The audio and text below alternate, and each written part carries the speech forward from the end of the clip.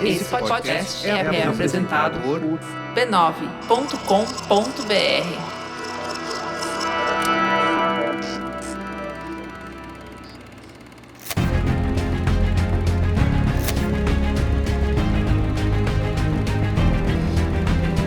Olá, eu sou Carlos Merigo, esse é o Cinemático 568, Bia Fiorotto, estamos de volta, hein? Kleber, nós estamos a uma assinatura pra você me adotar e eu me tornar Beatriz Mendonça. Se você puder, obrigado. Muito bem. Iago Vinícius, e aí, Iago, como vai? Tudo certo, Brasil bombando e Brasil às vezes bombado. Acontece. E Carissa Vieira, de volta. E aí, Carissa, como vai? Oiê! Mais uma vez vindo aqui falar do meu conterrâneo, né? Já vim aqui falar do Retratos Fantasmas e estou bem animada. Isso aí. Nós não falamos dele sem a sua presença. Vamos falar de O Agente Secreto, o novo filme do Kleber Mendonça Filho, que depois de uma longa jornada mundo afora, né? Finalmente chegou aqui pra gente, né? Estreou no Brasil agora no dia 6 de novembro de 2025. Certo, Bia? Certo, exatamente. Mas aí a gente tem estreias por todo o mundo. Então, 6 de novembro estreia no Brasil, em Portugal e na Alemanha. A partir do dia 26 de novembro começa a estrear pelos Estados Unidos. Então, dia 26 é Nova York, Los Angeles é um pouquinho mais pra frente. Mas caso você seja um cinematiker internacional, calma que sua hora vem. Mais uma vez os estados pra lá Muito bem, dos então Unidos, tá bem né? picadinho. Eles Nunca conseguem são. fazer nada junto. Não, Ai, gente, a Neon, né? Tá distribuindo não apenas o Agente Secreto, mas Sentimental Value. Foi apenas um acidente, assim. No Other Choice. São 4 que estão brigando pela categoria de filme internacional. Então, assim, a briga é boa. literalmente. Então é isso, mas antes... Siga @CinemáticoPod nas redes sociais, Instagram, tá bom? Blue Sky, TikTok, para você acompanhar os nossos cortes e novidades, participar de enquetes, quando houver democracia nesses Isso. perfis, certo, Bia? Exato. E também Exato. se inscreva no nosso canal no YouTube, youtube.com/b9, para você poder assistir a gente quando você quiser ver. Se quiser ouvir, de ouve aí no graça. Spotify, no Apple Podcasts. Isso, é grátis. Dá joinha e comenta. Exato. Ela Comenta tem com... participado bastante, tô feliz. Isso que eu ia falar, as pessoas têm sido gentis, têm sido legais, ainda quando discordam bem. Eu estou gostando de ver, hein? É assim que se olha só. faz. Então é isso, vamos pra pauta? Vamos, pelo amor de Deus, que minha Vamos língua tá pra coçando. Antes que a Bia tenha um infarto.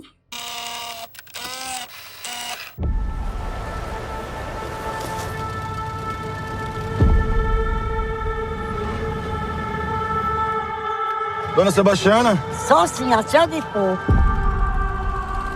eu tô viajando tem 3 dias já. Você é o cara? É esse mesmo. Bem-vindo.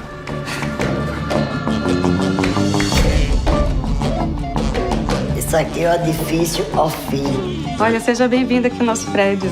Quer vir aqui me conhecer. Oxe, gente, Dona Sebastiana. Parece. Tá aí conhecendo a feirinha dos refugiados. E a Mangaba veio hoje? Vamos evitar de falar esse termo. Mangaba? Refugiados. Tem uma encomenda pra você. Eu tô ameaçado de morte.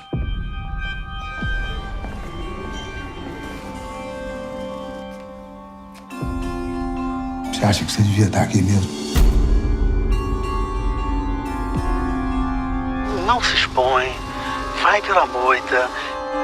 Esse tipo aqui, o senhor já deve saber mascar. Isso aqui vai pegar fogo, bicho. Gente, juro por Deus, eu fiz essa pauta com carinho no coração depois desse filme. Eu assisti esse filme ontem, acabou o filme e a minha vontade foi de ficar na sala, que é tipo, eu vou ver a próxima, pode me deixar aqui. Esquece. Então, enfim, vamos nessa. Kleber Mendonça Filho, nosso amigo KMF, diretor e roteirista. A gente já falou aqui dele, como a Carissa lembrou, no episódio 386 sobre Retratos Fantasmas.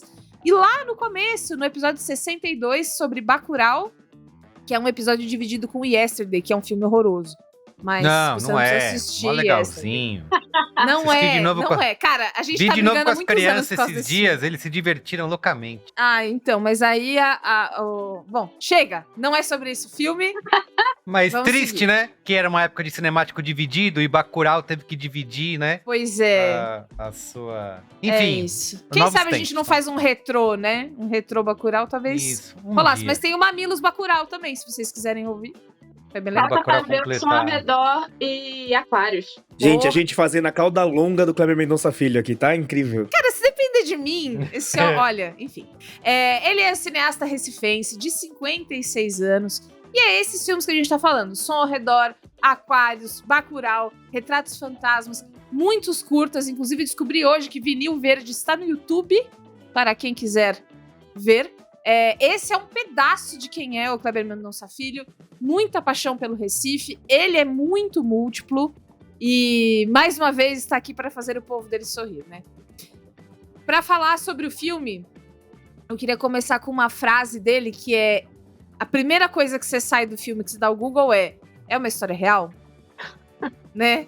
E aí, o que ele falou pro perfil Mais Berlim no Instagram foi: o sentimento é real, mas não é uma história real.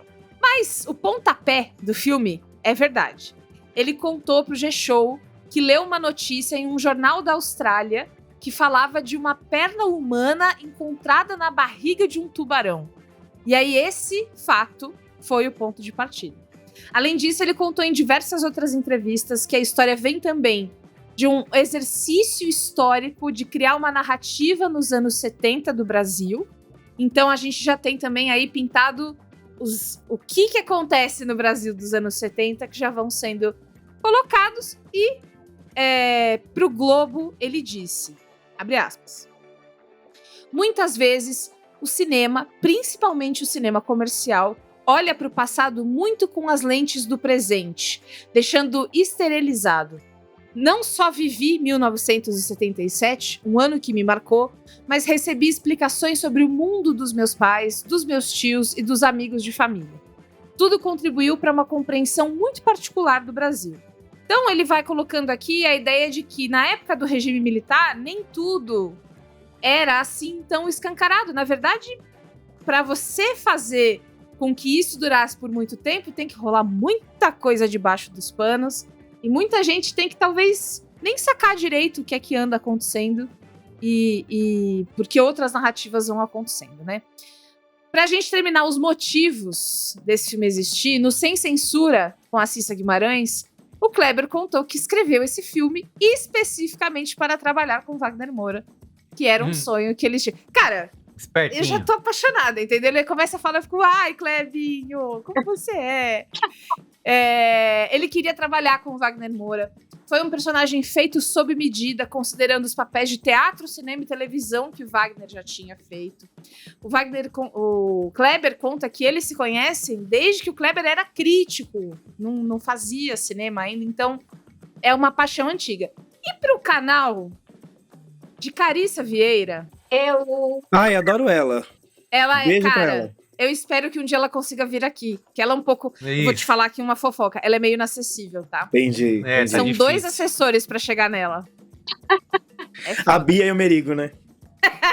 Assim, né? É isso. Cara, pro canal da Carissa, o Kleber deu uma entrevista muito maneira. E aí ele falou sobre o uso da cidade, no sentido de como o filme se alastra por Recife. E que ele é acusado de bairrismo, Carissa. Por gravar em Recife. Né? Engraçado, né? Interessante. Eu nunca vi ninguém acusado de bairrismo, sei lá, quem grava no Rio de Janeiro. Nunca. Todas as novelas no Rio. E é engraçado que toda vez que falam de Recife, falam que é bairrista, né? Tipo, eu nunca não vi uma crítica de Recife pra você bairrista. Chaveiro o meu chaveiro é com a bandeira de Pernambuco. Eu tenho a bandeira de camiseta com a bandeira de Pernambuco. Na minha casa tem quadrinhos de tipo, meu coração está nas ruas do Recife e eu tenho uma tatuagem da Rua de São Luís. Sim, nós amamos a nossa cidade. Beijos. Isso não Como posso te irritar mais? Problema. Se amar Recife é crime, pode me levar. Isso. Me cai o prenda camburão agora. te esperando, né? E aí, existe uma coisa interessante que é assim, a Carissa fala sobre o uso de diferentes sotaques e origens pra pintar uma paisagem, né, de quem são aqueles personagens. E aí, Carissa, eu queria te perguntar uma coisa. Então ele fala que ele é acusado de bairrismo. Aí ele usa outros lugares do Brasil pra criar esses personagens de um jeito que a gente já sabe como eles são. E depois, no final da entrevista, ele falou pra você que teve uma exibidora que virou pra ele e falou pra ele assim, nossa, é diferente Recife, né? Tem uma coisa diferente aqui. O que é? Você sabe dizer o que é essa coisa? Eu já ouvi muita gente falar da energia do lugar, né? Mas eu não sei, a gente ama a nossa cultura. Eu acho que Recife é um lugar que tem uma cultura muito forte.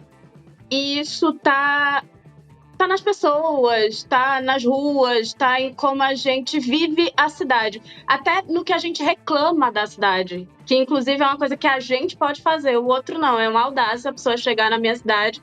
E sim, eu moro em São Paulo, mas eu sou de Recife. E é isso, a gente tem um senso de pertencimento muito forte. A gente estuda... Gente, onde é que vocês vão encontrar gente que no carnaval canta o hino da cidade? Pernambucano, ele sabe cantar o hino da cidade, tem, mas assim, o hino do estado. Normalmente as pessoas sabem até os dois. Mas se canta o hino do estado em ritmo de frevo, em ritmo de forró, e todo mundo sabe o hino. E simplesmente, porque tocava na escola. Não, gente, a gente simplesmente sabe. Eu sei lá, no carnaval toca, a gente aprende isso porque faz parte do lugar. Então, eu acho que tem uma coisa. Você entra, uma amiga minha estava lá comigo até no festival que eu trabalho esse ano, e ela é de Minas, e ela e outros estavam tentando conversar sobre isso, assim, e ela estava comentando que talvez seja exatamente isso. Você entra num Uber, o cara sabe a história do Mangue Beach inteira, sabe? A gente sabe a história do lugar, a gente fala sobre isso, a gente vive a cultura. Então, pra gente é muito doida essa ideia que, assim, a gente é regional. Regional pra quê? Sabe? Ai, que lindo. É regional a sua fala, né? Que legal. Minha existência é regional. Ela deixou de ser regional quando eu vim morar em São Paulo, sabe? Até então eu era regional. Minha família é regional. Tudo de lá é regional. Porque se tem essa ideia de que... O filme tem isso um pouco, né? Tem uma fala da Bahia pra cima, sabe? Chegou ali, é regional. Desceu, aí não. Aí é nacional.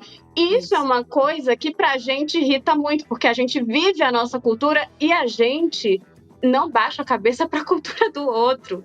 Então a gente é chamado de bairrista justamente por isso. Mas eu acho que é isso, é a coisa de essa exibidora que estava lá, ele mostrou os cenários, né, os lugares, e eu acho que tem isso, de falar da história, a gente gosta, em geral, das nossas comidas, das nossas coisas, da nossa música, então eu acho que tem uma coisa de sentimento de pertencimento que tá no ar, sabe? Mas é isso, eu sou de lá, gente, eu não sei dizer. É um povo que sabe muito bem quem é, né? Quem discorda, tá errado. Simples assim. É um direito seu estar errado. Olha, falando em cultura recifense, eu queria contar de duas coisas que eu sei que a maior parte dos sudestinos que nos ouvem não vão conhecer. Uma delas eu conhecia já por causa de RuPaul's Drag Race. Veja você como tudo é cultura, né? Que é a La Ursa. Então, Carissa, se eu falar uma bobagem, favor me ajudar. Mas a La Ursa é um conceito simples, que é um dos jeitos de brincar carnaval no Recife. Então, a gente tem a ursa, que é aquela máscara de urso que aparece no filme. Existem vários jeitos de... eu só conhecia uma máscara específica, mas enfim, parece que tem vários outros tipos que dá pra usar. Tem a ursa e tem o domador, e eles passam pelos lugares dançando, cantando, brincando e pedindo dinheiro, falando: a La Ursa quer dinheiro, quem não dá é pirangueiro. Que é uma frase que eu, estampada numa camiseta, vende que nem água, né? Enfim. E também, pelo que eu li, é um costume que diverte, mas que meio que aterroriza crianças um pouco, porque parece tem um pouco essa assustador. coisa, né? Eles se vestem. E hoje em dia, a cultura da La Ursa voltou muito, as pessoas têm muito se brinca mesmo muito no interior do estado. Hoje em dia tem muito, assim. E tem lugares onde o carnaval começou a Laúça, sabe? Assim, tipo, a Laúça é meio que representante daquele lugar. Porque se você for em cada lugar do estado, você vai ter formas de brincar o carnaval que são distintas. A gente leva carnaval muito a sério. Não sei se vocês sabem disso também. Não sei se chegou a ficar claro no filme. Né? E aí, assim, tem a coisa da Laúça é muito forte. Aquelas máscaras, às vezes, dependendo de como, porque a Laúça vai em cima, né? Quem tá vestido vai em cima, então isso pode assustar também. Boa. E aí, inclusive, às vezes prega um susto no filme também, falaremos disso. E vamos falar dela, a que causou controvérsia, a que parte não entendeu, parte entendeu, parte entendendo que não sabe se entendeu. Gabu, quero que você mostre, inclusive, ela na premiere do filme, que é a Perna Cabeluda. Esse ícone que já amamos muito, né? Então, assim, gente, a história é comprida. Eu resumi, porque a gente ainda vai falar bastante hoje. Mas então é o seguinte. A Perna Cabeluda, a origem dela é mais ou menos nebulosa. O que a gente sabe é que em 1975, no Diário de Pernambuco, surgiu uma notícia sem assinatura de autor de que um morador de São Lourenço da Mata estava sendo assombrado por uma perna fantasma. Que já faz lembrar muito um outro mito que é conhecido, que é o bebê diabo do ABC, né? Tem algo do jornal que publica essas coisas que conversa. Enfim, essa história acabou sendo desmentida pouco tempo depois pelo jornal, mas no ano seguinte, um colunista voltou a falar do mito e foi esse colunista que cunhou o termo perna cabeluda. E aí, a coisa meio que se alastrou sem muito controle, como são as melhores coisas, né? Existem umas histórias de programa de rádio que elas propagavam esses encontros com a perna. As pessoas começaram a relatar ataques. Aí as mães não queriam deixar os filhos saírem, porque com medo de encontrar a perna cabeluda ela fazer alguma coisa. E um dos jornalistas envolvidos na propagação dessa lenda urbana, que é o Raimundo Carreiro, contou para a revista Piauí ainda esse ano que ele entendeu desde o primeiro momento que aquilo era uma brincadeira, mas que acabou se traduzindo em texto de fevereiro de 1976 que abordava agressões nas regiões mais badaladas da noite recifense. E aí ele fala: a perna representava socialmente as mentes conservadoras querendo punir os mais jovens, falando sobre as agressões que eram bem frequentes aos boêmios de Recife, que era uma forma de conter uma vanguarda progressista que vinha surgindo ali. Então, é lenda urbana, tem essa interpretação, ganhou inclusive uma estátua, tem música do Chico Science, tem HQ, perna cabeluda, galera, é Brasil. Inclusive, só uma coisa, eu estudei com uma das filhas do jornalista que cunhou, porque é o que se diz, assim, que foi o J. Ferreira, que é um jornalista conhecido de lá, que fazia notícias sobre essa perna cabeluda. E aí é muito engraçado, porque é uma lenda urbana que, pelo menos na época que eu era criança, não aparecia no jornal, mas todo mundo conhecia a perna cabeluda. E aí se falava do surgimento dela como, foi um jornalista que simplesmente não tinha pauta. Vamos falar dessa perna aí. E aí, do nada, as pessoas começaram a aparentemente ver a perna, e aí tinha notícias realmente, assim, de ponte, perna cabeluda persegue morador na ponte do Arte Coelho, sabe? Coisas assim. É muito surreal, né? Mas como que ela persegue? Como pode? Muito bom. Muito bem, sinopse. A sinopse é obviamente retirada da página de compra de ingresso do Cinema São Luís, não tinha como ser de outro lugar. Thriller político que acompanha Marcelo, um especialista em tecnologia que foge de um passado misterioso e volta ao Recife em busca de paz, mas logo percebe que a cidade está longe de ser o refúgio que procura. Muito bem, repercussão do filme, ó. Como a gente falou, lá nos States ainda não estreou pro público, mas a crítica toda já assistiu por aí, né? Nos festivais, em Cannes, etc. Então no Rotten Tomatoes 100% de aprovação da crítica São 69 reviews por enquanto, ainda não tem notinha do público. Letterboxd 3.9 de 5 e no Metacritic 87 de 100. E um chart importante, o tempo de aplauso em Cannes foi 13 minutos. Isso. Que é o top high level de tempos, né? É isso. E a contagem de flashes do Kleber Mendonça. Muito bem. Gente, foi a melhor estreia de um filme nacional em 2025. De acordo com a Comscore, foram 273,9 mil pessoas entre 6 a 9 de novembro. O que você tá escrevendo aqui do nada? Eu escrevi porque chegou o releasezinho aí, da primeiro plano, que eles estão calculando 340 mil espectadores no Brasil. Ao vivo, peraí. Temos aqui ao vivo Carlos Merigo acabou de chegar aqui, atualizando as informações. Não, é que eles estão calculando os dias de estreia, mais a pré-estreia. Então, cerca de 340 mil espectadores do filme por enquanto, tá? Perfeito. Custou mais ou menos 27 milhões de reais pra fazer.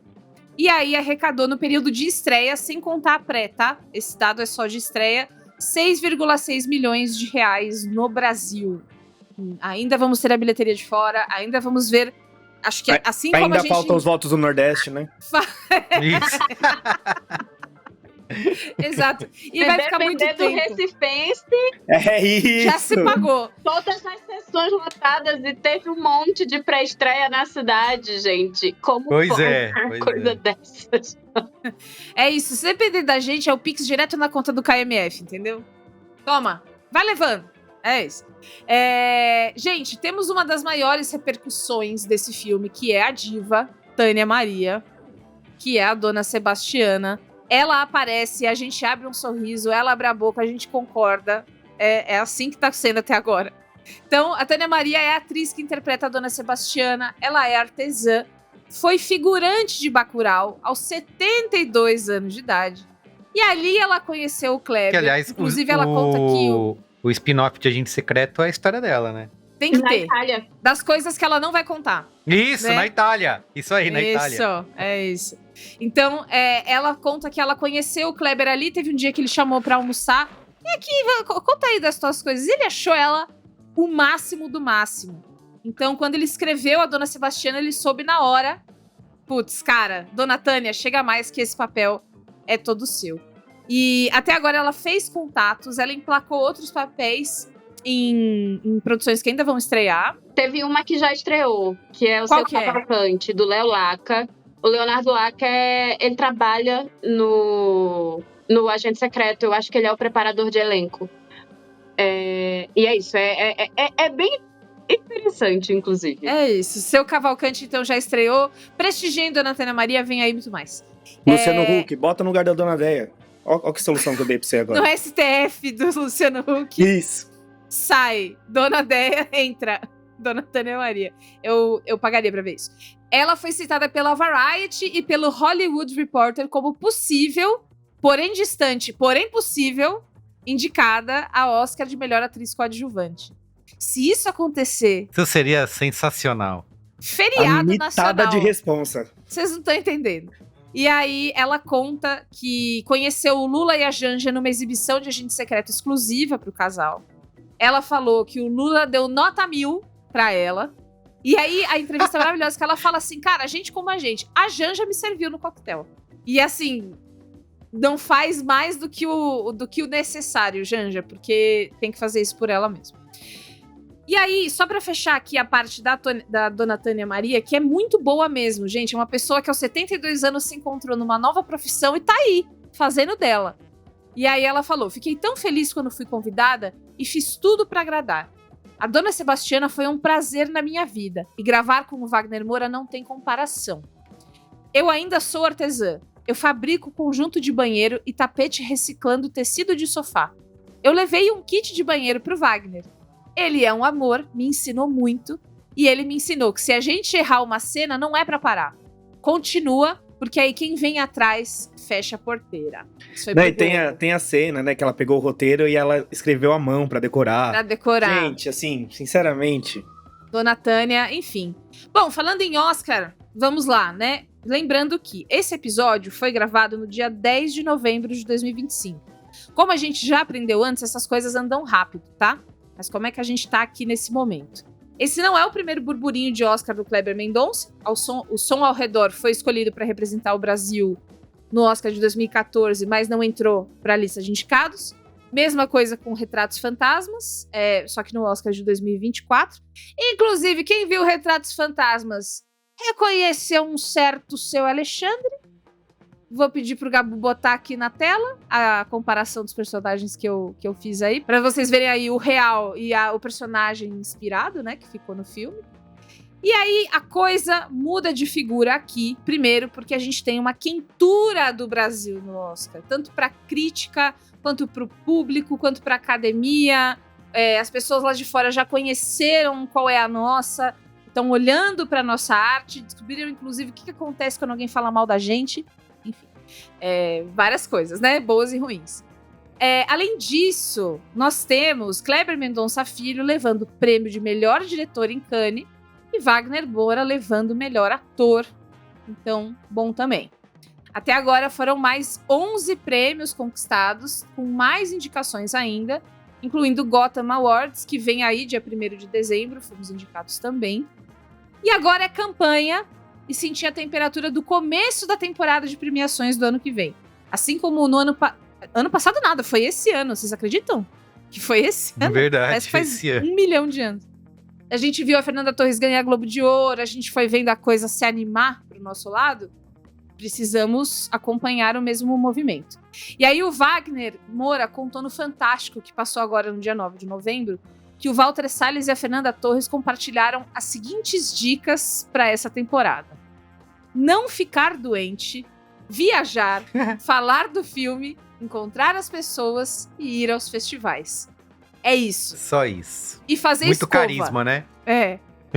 Como diria a Fernanda Torres, fazer escova. Mas também, se não quiser, foda-se. O Wagner Moura tem aquela lista, não sei se ela é confiável, mas o Hollywood Reporter tá publicando direto os favoritos à categoria de melhor ator, e o Wagner Moura não só está na lista, como está em primeiro lugar. Não, vem aí, eu acho que vem aí mesmo. Isso. Se a gente vai ganhar ou não, vamos respirar. Mas eu acho que eles também aprenderam uma lição interessante sobre ter a gente na premiação, que né? É o engajamento, né? Engajamento brasileiro vale muito.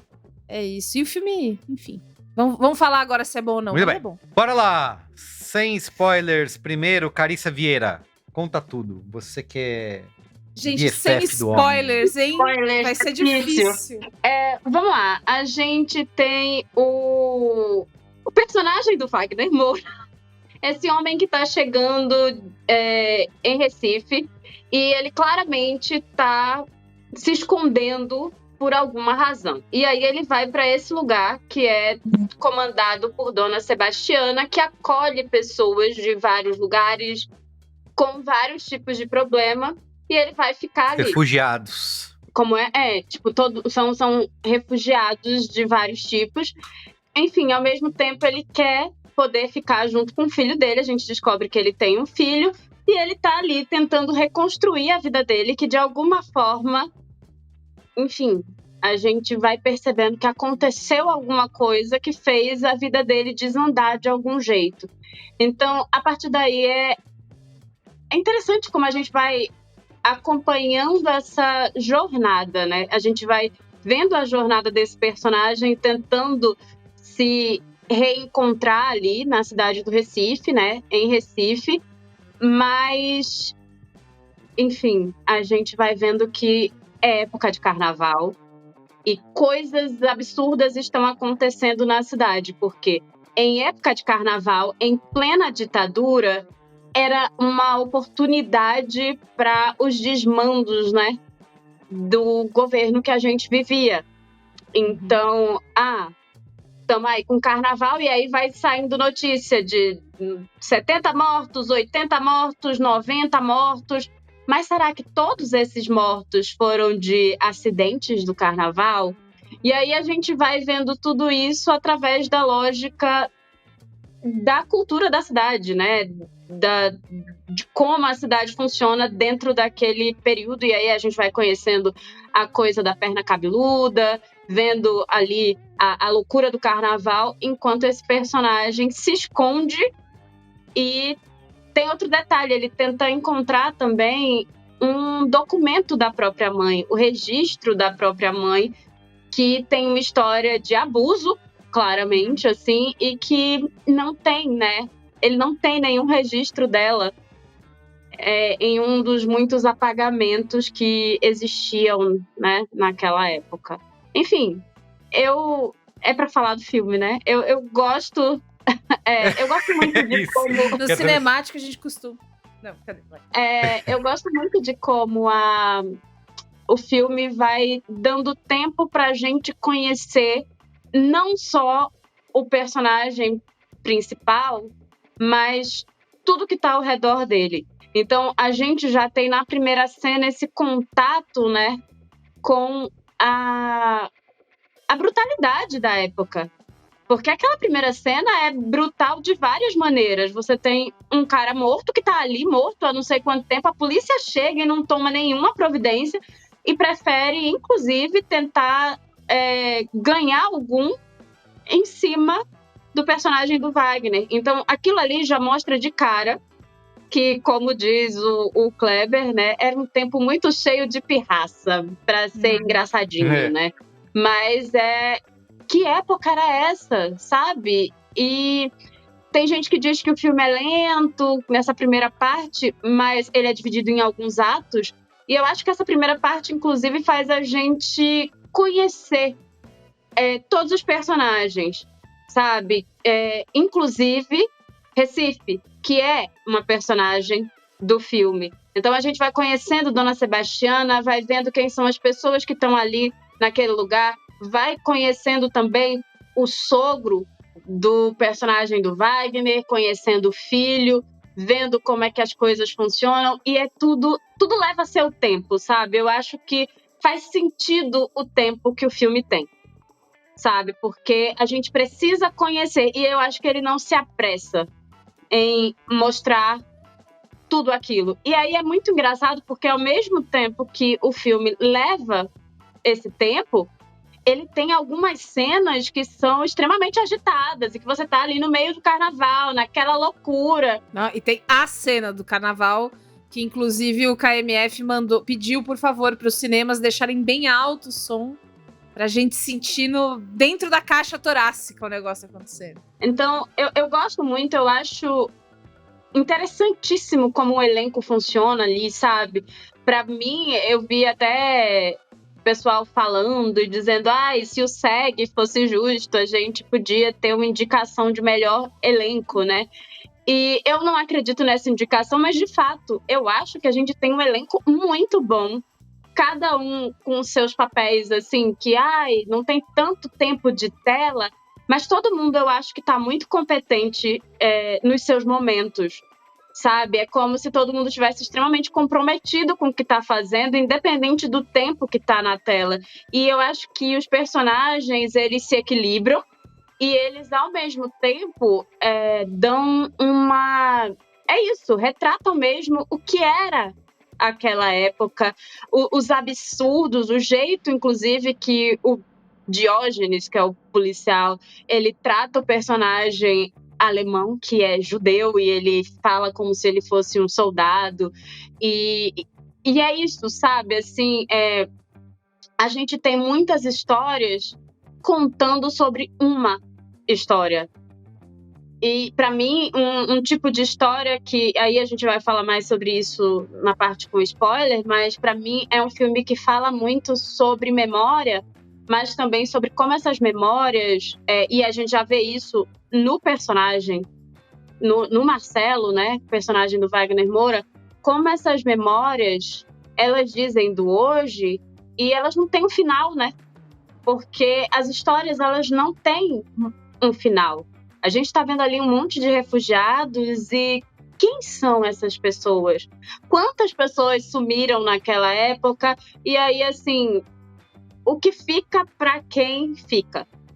O que resta? E até é isso, assim, o próprio Marcelo procura a mãe.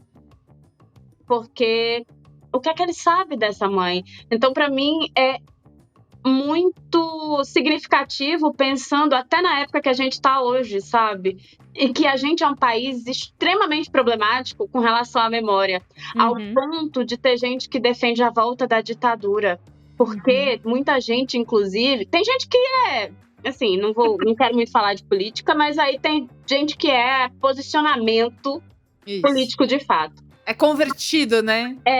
Mas tem gente que simplesmente não faz ideia. Uma diferença gritante até certo ponto, né? Porque a Argentina elegeu seu próprio presidente aí questionável. Mas algo que eu sempre admirei na Argentina é que nos lugares da Argentina você tem a coisa do nunca esquecer, de manter a memória. Os filmes falam de forma, sabe, enfática sobre esse período. A Argentina teve uma das ditaduras mais cruéis da América do Sul. A gente teve ditadura em basicamente todos os países da América do Sul, mas a ditadura da Argentina foi muito grande e muito forte também. Só que o Brasil, que teve isso, tem problema com memória. E isso também é resquício da própria ditadura e de como foi tratado no nosso país, entendeu? E isso se reflete também na nossa arte. A gente tem dificuldade de memória em preservação dos nossos filmes, em preservação das histórias do nosso teatro e de muitas outras coisas. E eu acho que o filme ele é muito sobre isso. Sobre quanto a gente precisa não perder a memória, sabe? E de quem viveu isso. Tanto de quem está vivo, quanto de quem morreu. Porque muita gente lutou, muita gente passou por muita coisa, muita gente foi exilada. Como é que a gente pode estar perdendo a memória e deixando a história ser cíclica quase? Pela enésima vez, né? Enfim, bom filme, vale a pena ir assistir. Isso. Aquelas. Muito bem.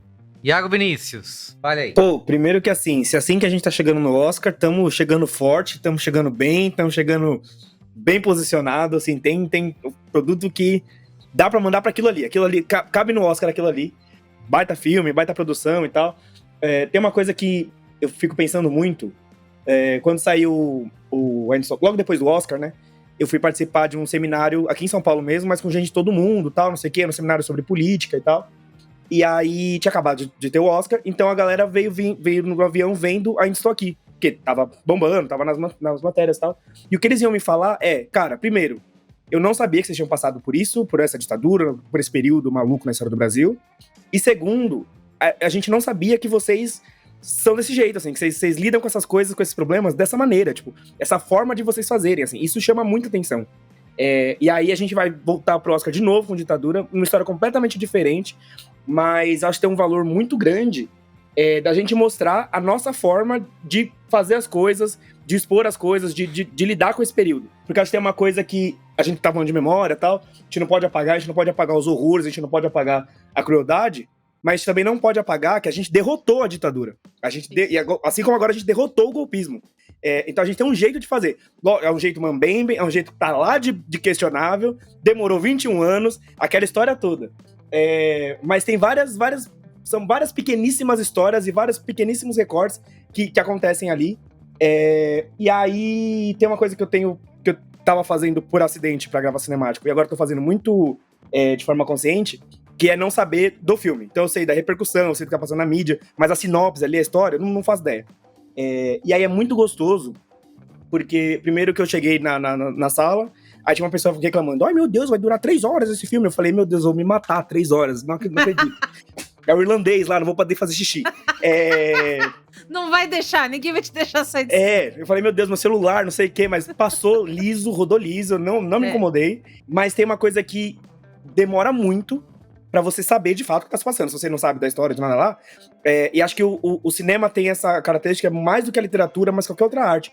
Tipo, ele consegue fazer a suspensão da lógica, da coerência. Você consegue ir junto com ele até você entender, tipo, dá pra você brincar com aquilo. E aí é muito louco, porque você vai teorizando, você vai falando, putz, eu acho que vai pra cá, aí não, vai pra outro lugar e tal, não sei o quê, até que a coisa se coloca ali. E isso é feito de uma maneira monumental, assim, né? Eu tenho pra mim, com certeza, que a cada cena o Kleber Mendonça Filho ficava obcecado com a cena. Então, não, essa cena vai ser isso, e aí vai ter aquele elemento, isás, que tudo é cheio de coisas, tudo é cheio de detalhe. Muita gente falando sobre reassistir, assim, né? Porque você vai ver várias outras coisas que vão passando perdidas. Com certeza, várias coisas passaram perdidas e tal. E aí eu fui ver ontem também. E aí eu tava falando com meu amigo o Henrique, e aí ele tava falando sobre o filme e tal. Eu tava meio deprimido. Ele falou, pô, se esse filme fez você sair de casa, eu vou lá ver também. Então a gente meio que viu quase ao mesmo tempo. Aí a gente tava conversando sobre isso. Aí ele catou e falou, mas não sei, tem uma coisinha. E aí eu vou trinchar isso mais nos spoilers e tal. Mas fica um gosto, e ainda tô refletindo sobre isso. Eu não acho que é um erro, não acho que é um problema. Mas fica um gosto de que a montanha pare um rato. Porque você cria uma coisa muito monumental, muito grande, muitos personagens, muitas entradas, não sei o que lá. E a forma que a coisa vai se encaminhando, parece que vai ficando simplória. Eu tenho questões quanto a isso, eu não acho que seja isso. Mas vai dando essa impressão, assim, um pouco. Mas, cara, eu acho que é isso. Eu acho que ele foi muito acertado na maneira que ele criou esse personagem, pelo que ele faz ali e tal, não sei o quê, porque ele conta uma outra coisa que é muito importante a gente saber, principalmente aqui no Brasil. Golpismo, autoritarismo, regimes malucos, tempos de caos e convulsão social, gente, é falcatrua. É pra galera ganhar dinheiro. Tem uma galerinha que é amigo do rei, que vai aproveitar pra acelerar, pra ganhar grana. Então é um modelo de negócio. Extrema-direita é um modelo de negócio. E aí desenha muito bem que, cara, a disputa ideológica, a política, ela é muito séria, ela é muito grande. Ela acontece de uma forma estruturada. Só que quem tá pensando nesses regimes, nesses sistemas, tá pensando na conta bancária, assim. E é sobre isso, tipo, não tô dizendo, isso, não é pra diminuir a luta de quem tava na resistência política, mas é pra justamente valorizar. Porque, tipo, cara, esse pessoal tava fingindo uma coisa, enquanto a gente tava fazendo política de verdade, sabe? Então, achei que tem várias coisas legais, assim, os personagens realmente são incríveis. Essa sensação que a Bia falou, não sei se ela já falou aqui na gravação, se ela falou antes, se eu tô queimando a pauta dela. Mas que é isso, você sai do filme, tipo, mano, eu queria continuar aqui. Tipo, e não é que eu queria, não é nem que eu queria ver o filme de novo, não é que eu queria ver um outro filme, eu queria só que ele continuasse passando. Tipo, eu queria estar lá. Porque você fica muito imerso naquilo ali, e tudo é interessante, tudo chama atenção, nada cansa, não achei nada cansativo em momento nenhum. Tem cenas longas que você tá lá.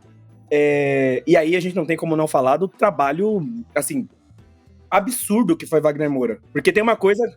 Cara, assim, dispensa apresentações e tal, mas é que nesse caso, é além do dispensar apresentações. Não é o Wagner Moura que a gente conhece. Tipo, tem uma coisa que você vê um filme, e aí a pessoa tem jeitos, e tem trejeitos, e fala, você fala, pô, eu conheço isso, é exatamente assim, você acha foda. Nesse caso dele, foi tipo, cara, eu não sabia que era assim, e é muito assim o jeito que você tá fazendo. Uhum. Como é que você chegou nisso, sabe? Então foi fudido, assim, o que ele fez. Ele segura o filme na unha, porque o filme foi pensado pra ele mesmo. Só que mesmo assim, ninguém fica pequeno perto, né? Vocês falaram um pouquinho de tempo de tela, tipo... A gente fala algumas vezes, né? Eu queria um pouquinho mais de personagens, tal, não sei o quê. Eu queria muito mais de todos, mas ninguém eu senti que faltou. Eu tava muito satisfeito com o que apareceu ali de todo mundo, mesmo que apareceu só pincelando e tal. E aí, essa questão da perna, que é a premissa, eu adoro. Porque isso é o tipo de coisa, é o tipo de problema que eu arranjo na minha cabeça. Que eu vou lá, assim, é isso, né? Olha a cabeça do Kleber Mendonça Filho. Ele foi lá e falou, pô, tem uma perna cabeluda que foi parada dentro do peixe. Quero contar essa história. Mas eu quero que a história seja sobre ditadura. Como é que eu colo as duas coisas? E o filme é esse exercício, assim, no fim das contas, né? Ele tentando fazer uma coisa de realismo fantástico. Não, mas a perna já tava no contexto, inclusive, da época. Exato. Já tava, a cola tava lá. Ele vai costurando a coisa ali e tal. Porque eu gostei muito dessa solução. Tem essa tradição de realismo fantástico, né, na América Latina, que a gente tá trazendo pro Brasil. O Socorro Racioli tá fazendo isso e tal, não sei o quê. Mas eu gostei muito da forma que ele colocou, que é o realismo fantástico eu vou usar pra mostrar aquilo que a gente não tem como contar. Aquele problema que a gente tá deixando oculto, e aí a gente coloca a magia nisso pra explicar isso, porque é assim que nascem as coisas. Eu não vou dizer nem que sim, nem que não, vou deixar sonhar, mas ele deixa muito claro que é tipo, cara, isso aqui não é conveniente que esse tipo de coisa acontece com um certo tipo de gente, em um certo tipo de lugar? Vamos pensar um pouquinho sobre isso?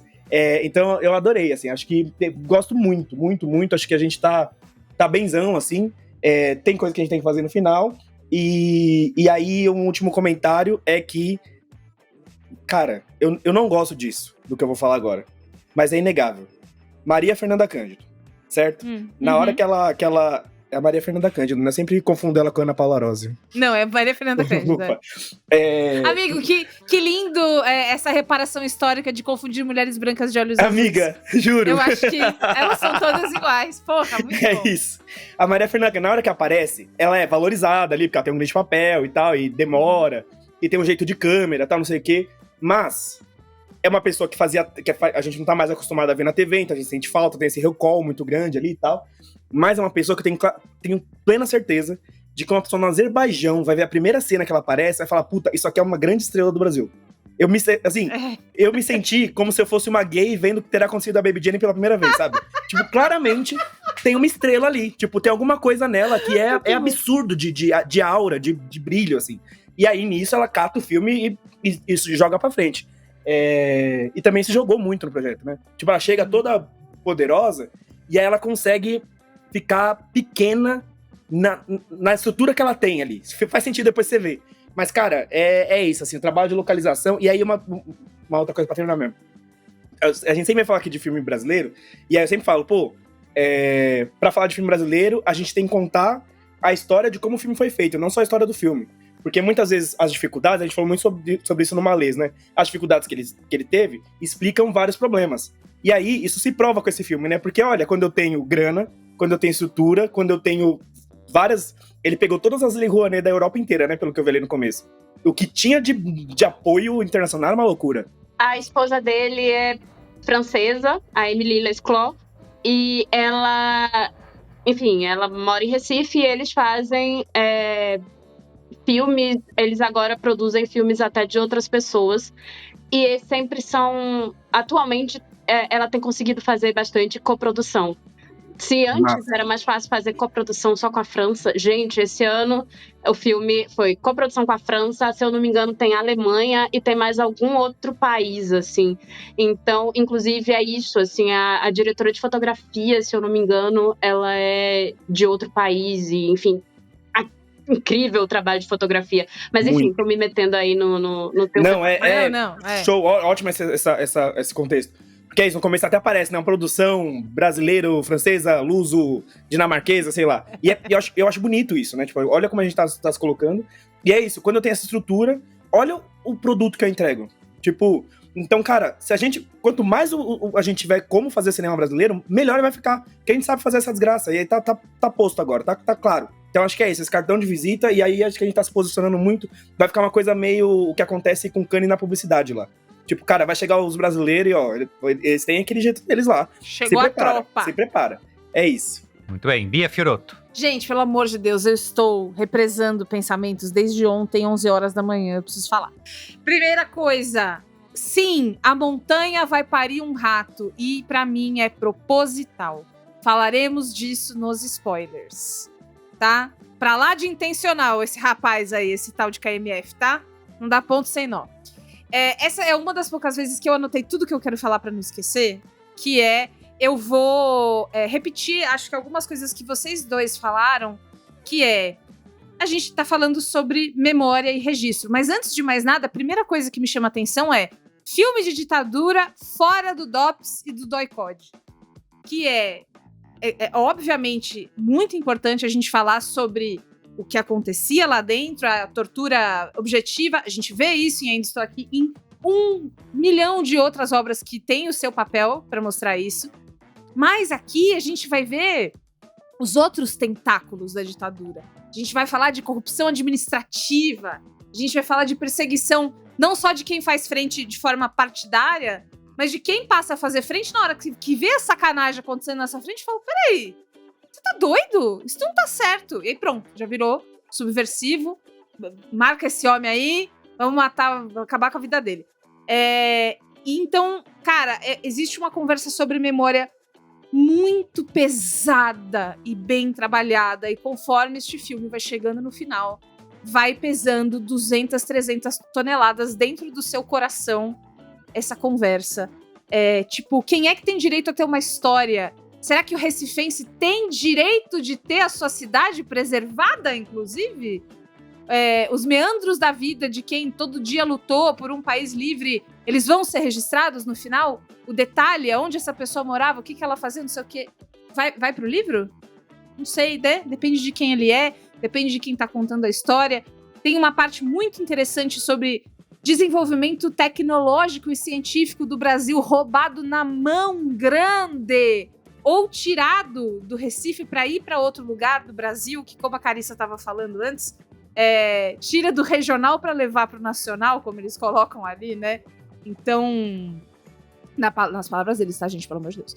Então, existem essas grandes conversas e uma outra que é, no futuro, quem é que se interessa ainda por preservação de memória e registro das coisas? Porque a gente vive, como a Carissa e o Iago falaram, num país que lida muito mal, né? A gente não consegue falar das coisas, a gente não fala de escravidão, a gente não fala de ditadura, a gente não fala nem de pandemia, a gente não fala de nada e espera que fique tudo bem. Vai ficar? É claro que não. Então, a gente fica dependendo do querer de quem está ali naqueles lugares. Então, a gente tem a fatídica história do Ainda Estou Aqui, que é o Rubens Paiva queria escrever o livro sobre o que o pai dele viveu e o que a mãe dele viveu. A mãe dele não falava nada pra ele, uma escolha dela, de ficar muda, calada.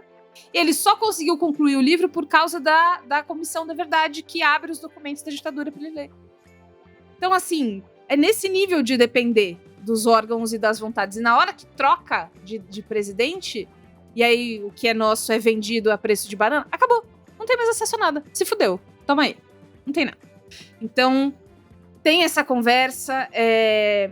Eu acho que mostra que o Brasil é muito grande, né? Quando a gente fala de ditadura, e ele fala muito bem quando ele diz que a gente fala, às vezes, de forma muito pasteurizada, porque tá no passado, é enorme, é espalhado de jeitos diferentes, em lugares diferentes. E ver como as pessoas se reuniam para resistir também de formas diferentes é muito... Cara, é um refresco e me ajuda a montar na minha cabeça o quebra-cabeça de quem a gente é. Que é um quebra-cabeça eterno, né? E a gente nunca vai chegar no fim dele. Mas essa história da perna cabeluda, a gente vê no filme ali que ela assim como a Carissa falou, né? Mas será que aconteceu esses acidentes no carnaval mesmo? Será que foi a perna cabeluda mesmo que atacou fulano de tal? Não sei, vamos ver. E também essa gata, né? Que é a gata que é duas gatas e que é uma gata só. Eu quero uma camiseta. O Caio inventou uma camiseta ontem que eu queria muito que alguém fizesse, que é o agente secreto, o logo do filme, e embaixo um vetor da gata. Se alguém puder fazer isso, mandar aqui pra casa. Faz em tamanhos variados, por favor. Eu quero também.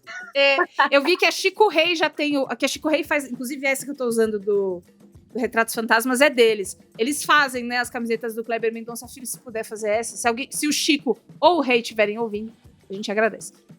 Enfim, a gente fala nesse filme sobre encobrimento. Encobre a história, a gente encobre os finais de histórias, a gente encobre a história de quem veio antes. Então, a mãe, o pai, não sei, não tô sabendo. Ninguém me contou, não sobrou pra contar. Então, pra mim, falando em termos gerais, antes dos spoilers, a montanha pare um rato, porque é isso que a gente faz com a nossa memória toda vez. Olha isso, mas aí a gente não sabe, porque nessa época o cara que trabalhava nessa rádio foi assassinado, e aí a gente ficou assim, é isso. Então, na hora que acabou, eu derreti na cadeira do cinema e quis muito ficar lá e assistir de novo, como vocês falaram, pra assistir. A gente falou, eu e o Merigo, no cinemático do Corra que a Polícia Vem Aí, que a vontade é de ver várias vezes, porque tem várias piadas que estão acontecendo em volta. Você não consegue pescar tudo, você fica sentindo que você tá perdendo. Eu senti que eu perdi várias coisas. E olha que é um filme de 2 horas e 40. Eu, a mulher conhecida por reclamar de filmes longos, quero voltar e assistir de novo, porque, enfim. E aí é isso. E aí o que me resta é falar, Brasil, porra, é isso aí, é isso que a gente sabe fazer. É isso. Muito bem. Olha, concordo parcialmente com vocês. Acho que a gente tem o Kleber Mendonça Filho aqui no seu... Chegou o diferentão, galera. No seu filme total, né? Ele... De todos os filmes que ele fez, talvez esse aqui reúna um pouquinho de tudo aquilo que ele colocou, né? Nos filmes anteriores. E isso, acho que é uma força, mas ao mesmo tempo também uma fraqueza do filme. Porque são muitos temas, né, acontecendo ao mesmo tempo, ele querendo falar muitas coisas. E eu começo pela parte que eu gosto muito, assim, que é, como vocês falaram, a atmosfera, a textura do filme, o olhar sobre Recife, né? Acho que ele tem um domínio técnico. Essa reconstrução de Recife de 1977 é tipo uma cápsula viva, né? É uma máquina do tempo. Ainda mais que ele, do jeito que ele filmou, né?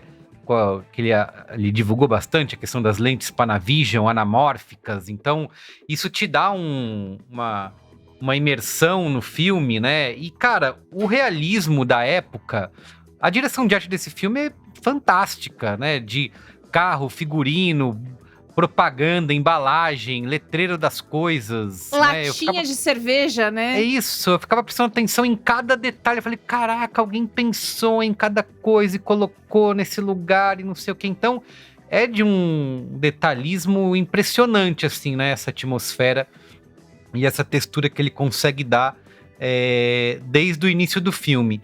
Gosto que o filme debata essa questão de apagamento e de memória, né? Inclusive ele usa muito a questão do cinema, né? Como guardiões da história, que faz sentido, né? Quando a gente conhece a história dele e para quem assistiu Retratos Fantasmas. Porém, beira uma autoindulgência, assim, né? Em excesso, porque ele tá o tempo inteiro fazendo essas menções e essas piscadelas a coisas que ele já falou em filmes anteriores, e que pra gente que gosta e que é fã, acho que fica muito claro, mas na hora que você pega como o filme sozinho, talvez fala, tá bom, é o diretor aqui querendo fazer uma menção à sua própria, aos seus filmes anteriores, assim, aí eu acho que fica um pouco solto, assim, inclusive quando a gente vai falar do final, no lugar onde o filme termina, é isso, né? Parece que ele fez o Retratos Fantasmas e não foi suficiente. Ele quis voltar um pouco naquele momento e naquele espaço e precisou dar um pouquinho mais de... Então, acho que acho que é uma dispersão, assim, né? Acho que você tem essa grande ideia, mas quando ele vai para outras ideias, para mim, dilui um pouco o impacto, principalmente emocional do filme, né? Acho que ele fica... Eu também concordo com a Bia, acho que a maneira como a situação se resolve, digamos assim, ela é obviamente proposital, mas ao mesmo tempo não dá pra gente negar que ela é anticlimática, né? Pra maior parte do público que tem toda aquela construção grandiosa, e eu gosto muito do que o Iago falou, que eu acho sensacional, que é você ficar o tempo todo naquele clima de mistério, se perguntando, né, o que tá acontecendo, né? Qual é a grande questão? E aí alguns ouvintes e assistentes vão me criticar, porque de novo eu vou comparar Kleber Mendonça Filho com Tarantino, mas é uma coisa que vem o comentário do analfabetismo emocional. Preparem-se. Mas é uma referência que ele obviamente tem, e que eu acho ótima, tá? Não é uma crítica, eu adoro, que é essa construção de tensão que você tá mesmo em situações super provincianas, cotidianas ali, parece que a qualquer momento a coisa vai explodir e vai, né, barata voa. E aí você fica o tempo todo esperando em que momento que isso vai acontecer.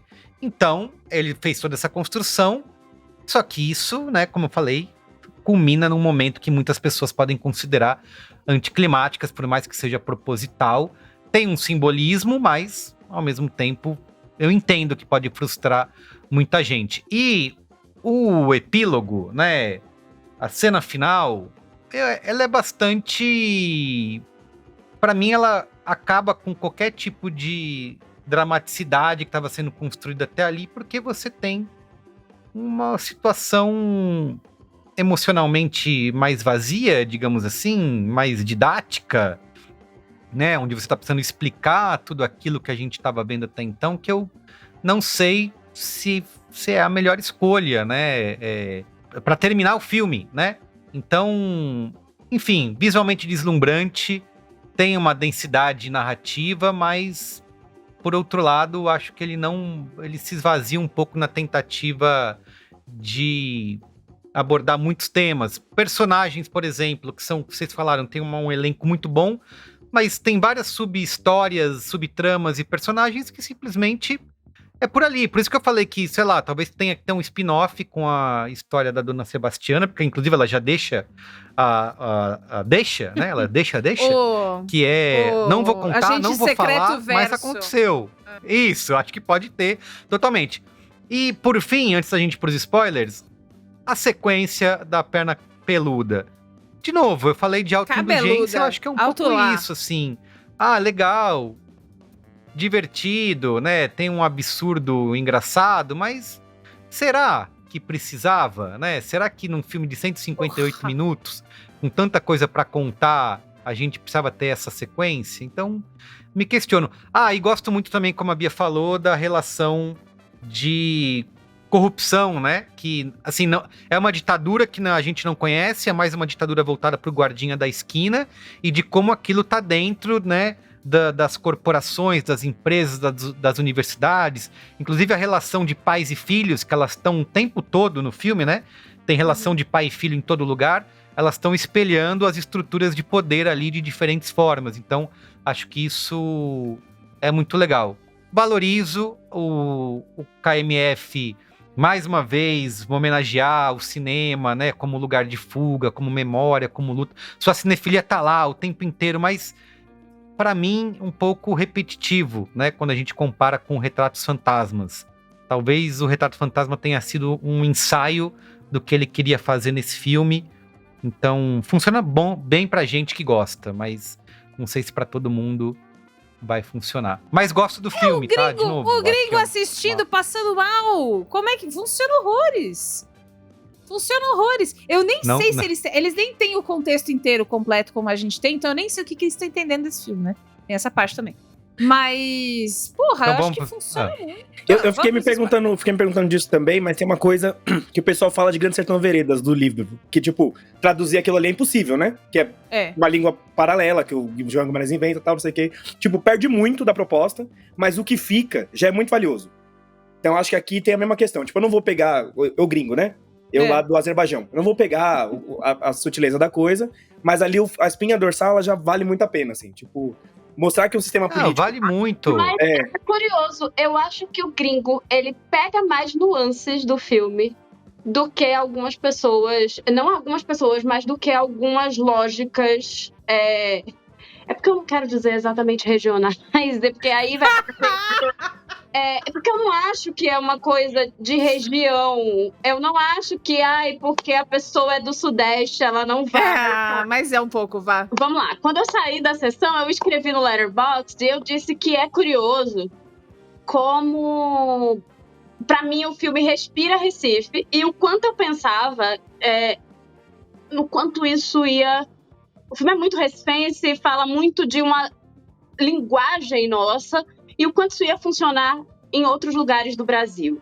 E eu acho mesmo que, óbvio, funciona, mas eu acho que a gente tem uma questão, e aí eu não há...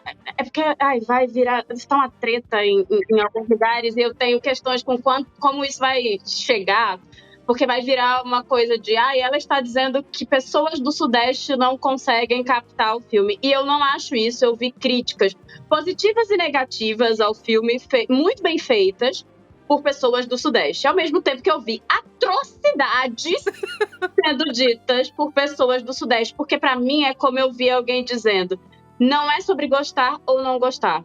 É sobre o tipo de ótica que você bota naquilo. E eu acho que existe uma ótica... que, como eu disse, eu vi críticos que não gostaram do filme e que são de São Paulo, do Rio, e que foram lá e fizeram críticas excelentes, mas eu vi também gente que é daqui, mora em São Paulo, tá, gente? Pra quem não sabe.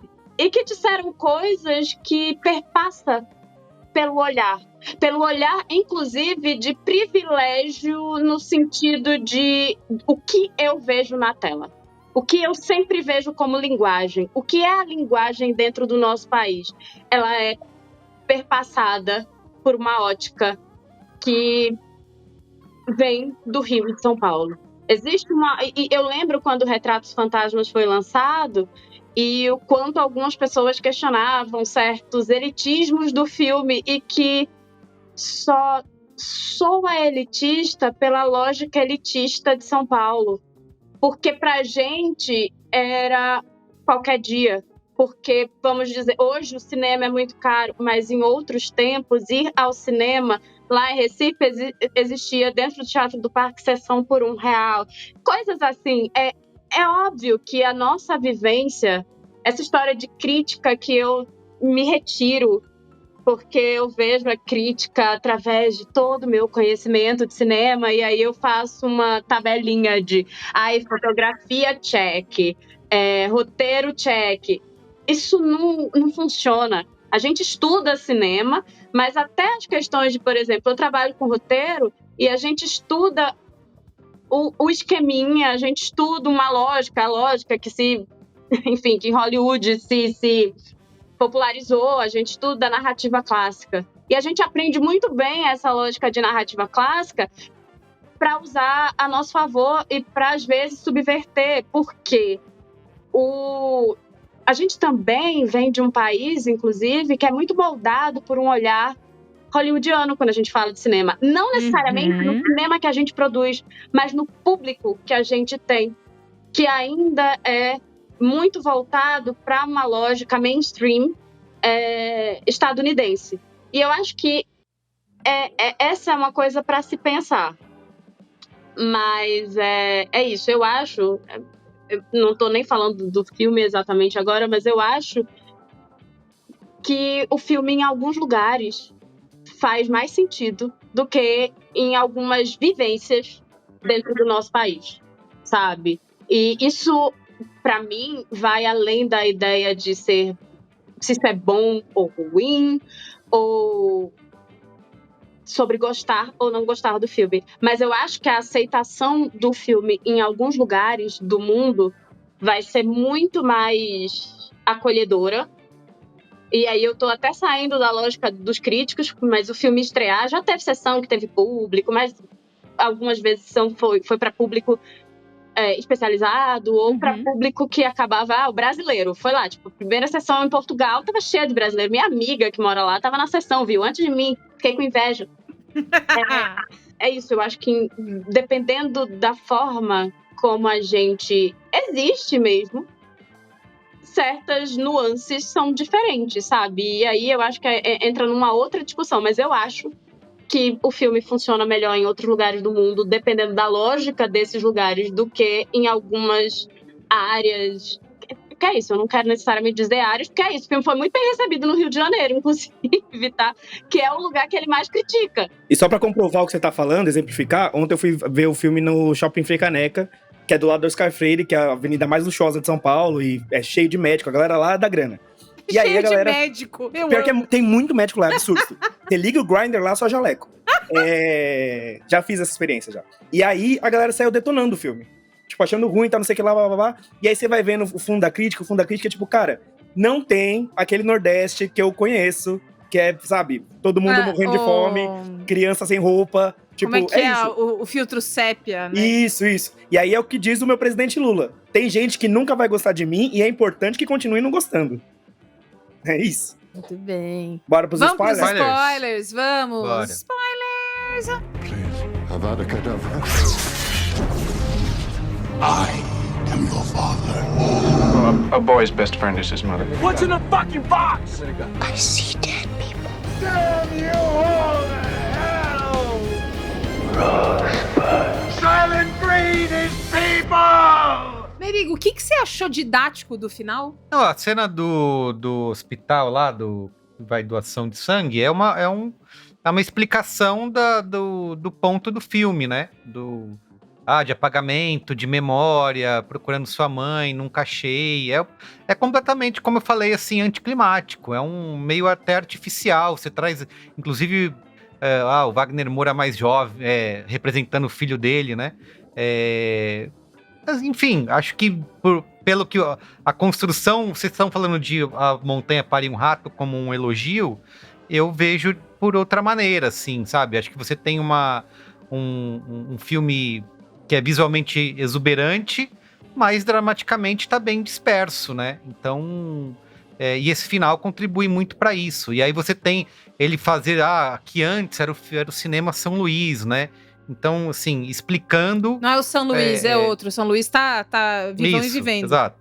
Enfim, explicando coisas que já estavam claras desde o início. Então, acho que é provocativo o final, você descobrir que o personagem, né, que o Armando morre através dela simplesmente rolando um PDF de um jornal. Fala, caralho, morreu, legal. Achei que foi corajoso. Mas não nego que existe um sentimento de, putz, né, chegamos até aqui dessa maneira, e é meio frio, assim, né? Emocionalmente.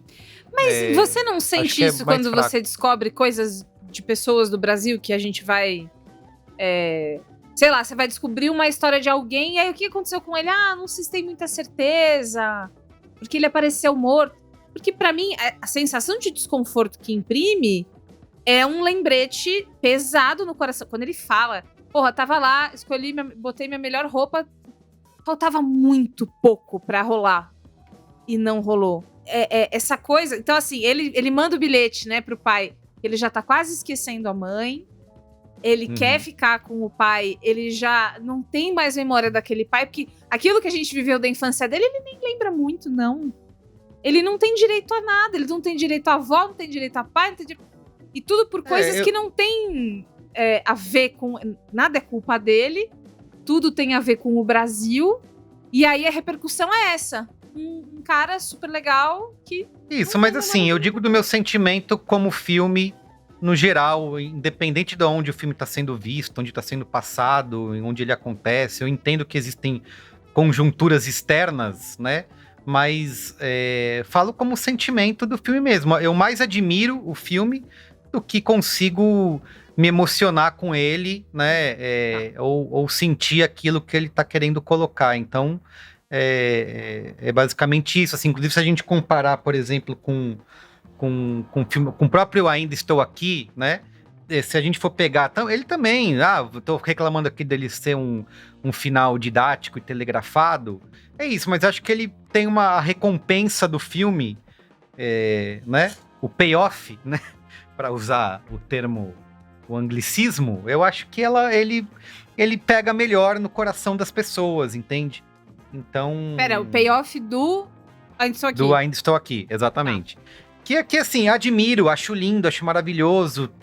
Entendo todas as coisas que foram colocadas ali, mas existe relações subdesenvolvidas e uma frieza emocional quando a gente, de novo, usando a parábola, né, da montanha parir um rato.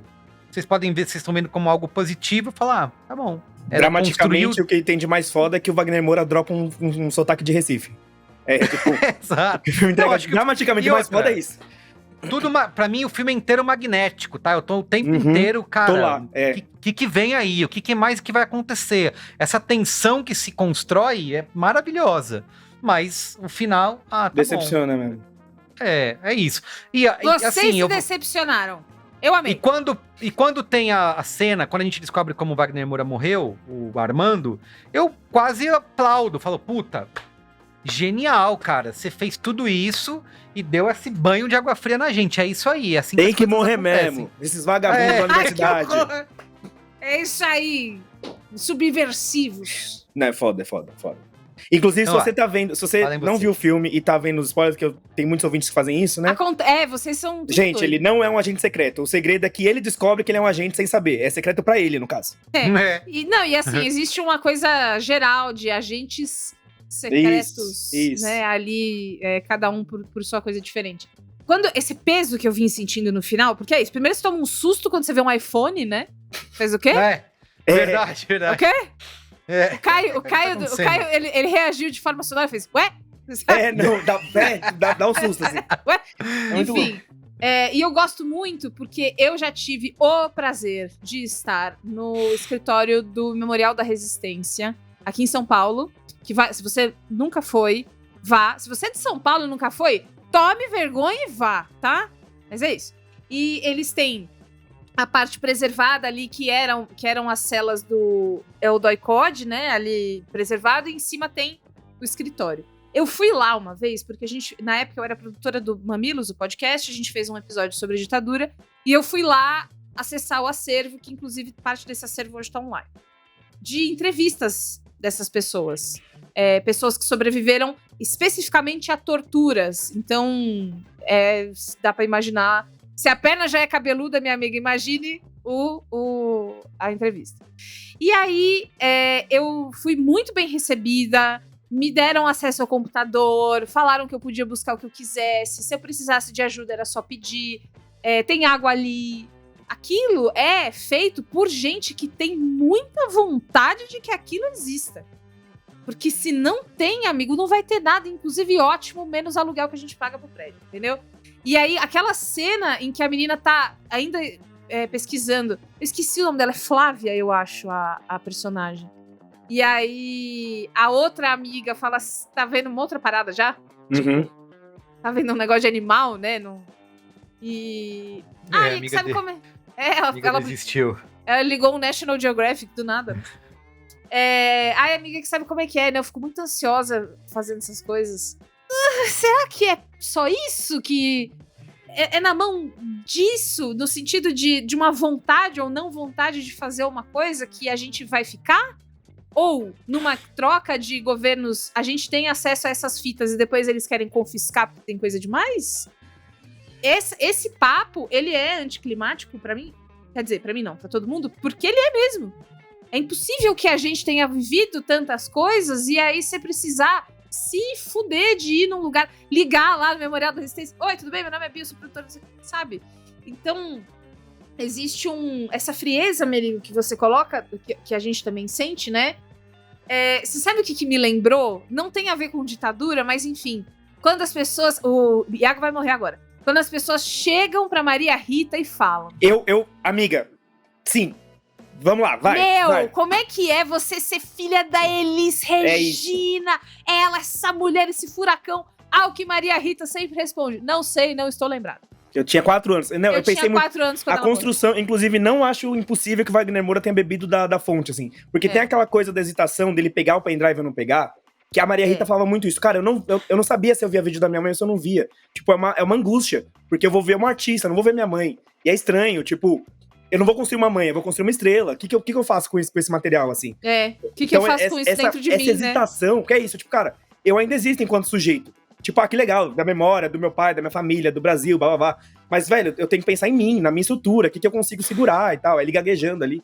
Eu acho que isso foi muito sensível. E tem uma outra coisa que é muito sensível, que é um detalhe, porque é, inclusive, fisicamente pequeno, mas foi um negócio que eu estava com a Bia semana passada, e a Bia falou disso, e isso apareceu no filme, que é como é importante a gente baixar esses arquivos, guardar em algum lugar, tipo, ela fazer a cópia, dar o pendrive, tipo, isso aqui é falar, cara, não deixe lá no sistema do governo. A gente tava falando do Internet Archive. Isso. Que na época, só fazendo esse parênteses, quando eu era repórter do Judão, isso aí ainda deve estar no ar, o dono do Internet Archive fez um tweet, antigamente, quando chamava Twitter, hein? Quando o Bolsonaro foi eleito, ele fez falando assim, olha, pessoas do Brasil, organizem-se para fazer registros de páginas que sejam importantes, porque agora começa algo complicado para vocês. E aí ele foi escorraçado pela extrema-direita. Não se mete com o Brasil, cuide aí das suas coisas. E eu fui entrevistá-lo para falar, irmão, conta aqui para mim por A mais B por que é importante a gente registrar esse negócio. E realmente, amigo, Sobre isso, eu cheguei a fazer vídeo sobre isso. Sobre o final do filme. Porque eu sou uma grande defensora do final do filme. Eu acho que eu assisti o filme mais de uma vez, e eu lembro que eu terminei a primeira vez, eu tava dentro do festival de cinema, todo mundo que tava ao meu lado trabalha com audiovisual, e foi uma coisa que eu virei pra minha amiga que tava do meu lado, e a gente só olhou uma pra outra. E é muito engraçado, assim, engraçada não é a palavra, é curioso, porque do mesmo jeito que o Merigo chega e diz que ele não...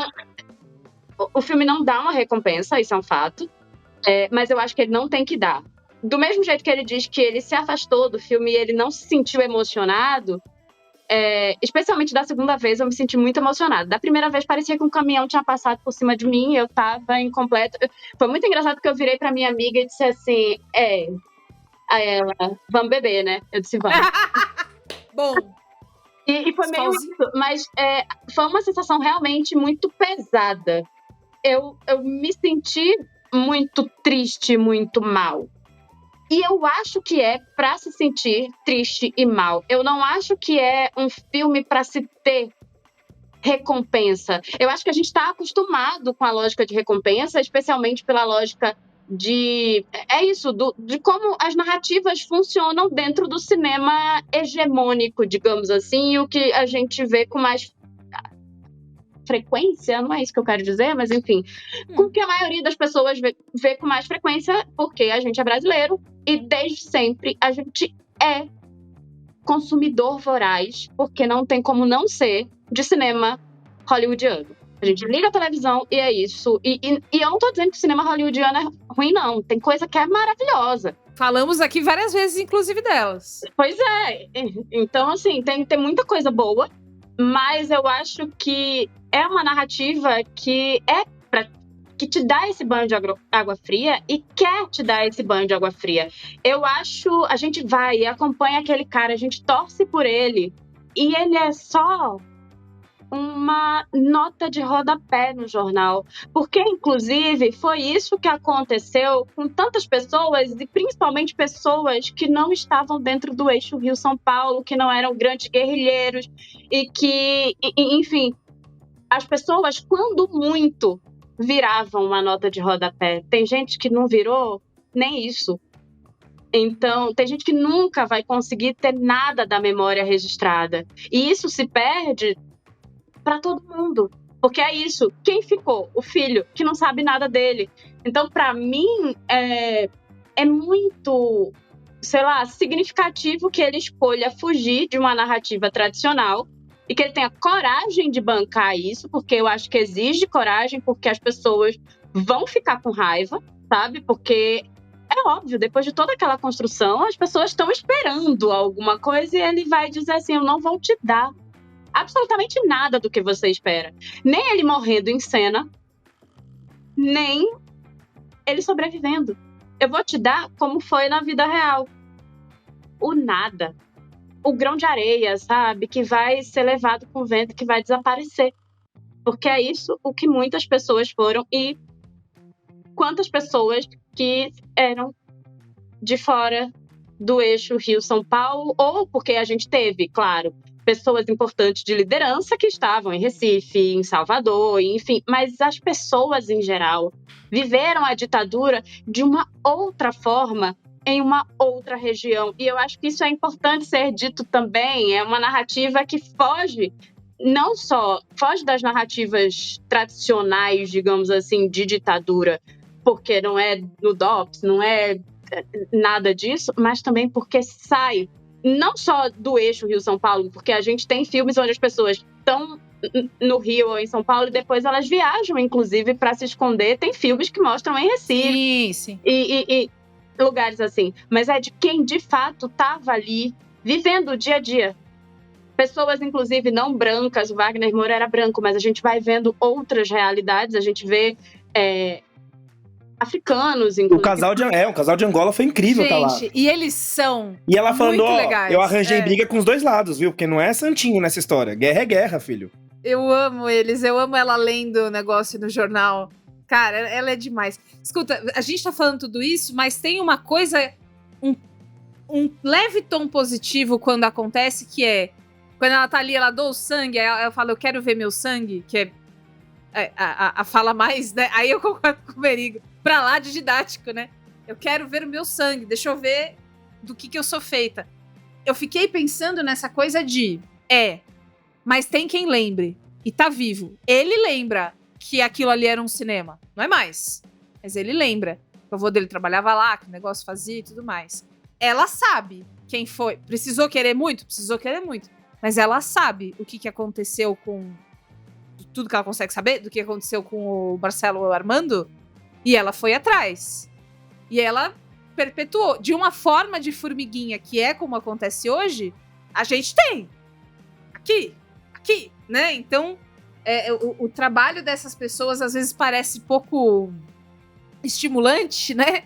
porque é difícil, é muita barreira, socorro. Mas precisa, o mínimo, a formiga precisa existir, porque é assim que a gente resiste, sempre foi. Espero que isso mude um dia, mas pelo andar da carruagem, né, meninas? Mas enfim, há de mudar, tem que mudar em algum momento. Cinema é foda, rapaziada. Cinema é massa, é isso que importa. Vamos dar notinhas? Vamos, deixa eu só... Diga aí.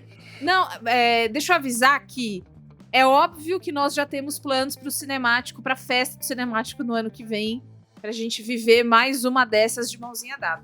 Então, para a época do Oscar, já vão pensando aí o que vocês vão fazer, tá bom? Que a gente com certeza vai querer estar com vocês. Fala. Primeiro que isso que você falou, que cada um tem um pedacinho e tal, não sei o que lá.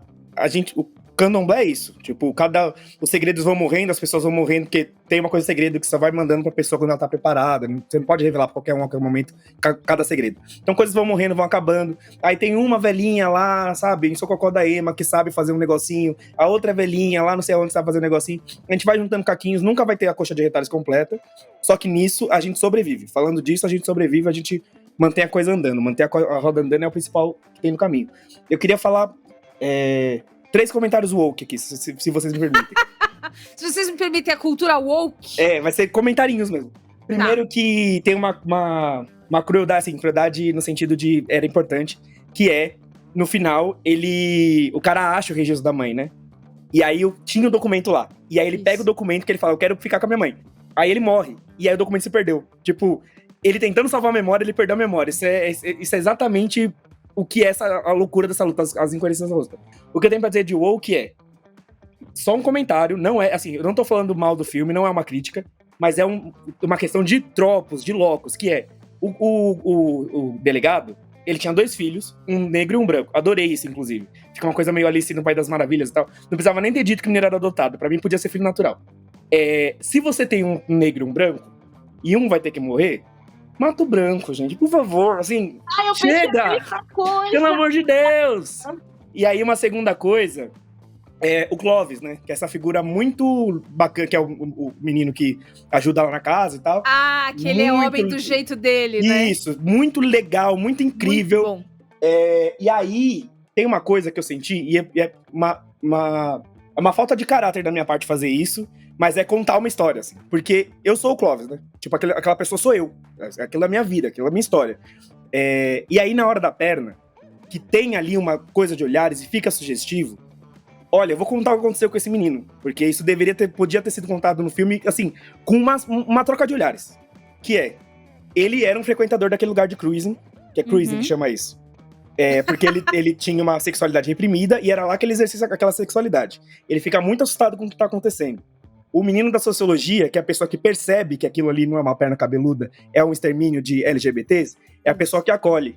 E eles vão namorar, e eles vão ter um final feliz. É assim que eu tô vendo isso. E é muito importante pra mim, porque é muito importante ver, sabe, LGBTs tendo um lugar bacana. Eu acho que isso podia ter sido feito, teria sido, sabe, dado uma outra camada pra coisa, porque é um personagem muito incrível e a gente podia ter tido foi abandonado. Assim, acho que não foi pensado, assim, não passou pela cabeça que o Kleber Mendonça Filho, porque ele não é um homem negro, gay, homossexual da periferia. Mas, cara... Mas eu adoro o diálogo da dona Sebastiana com ele.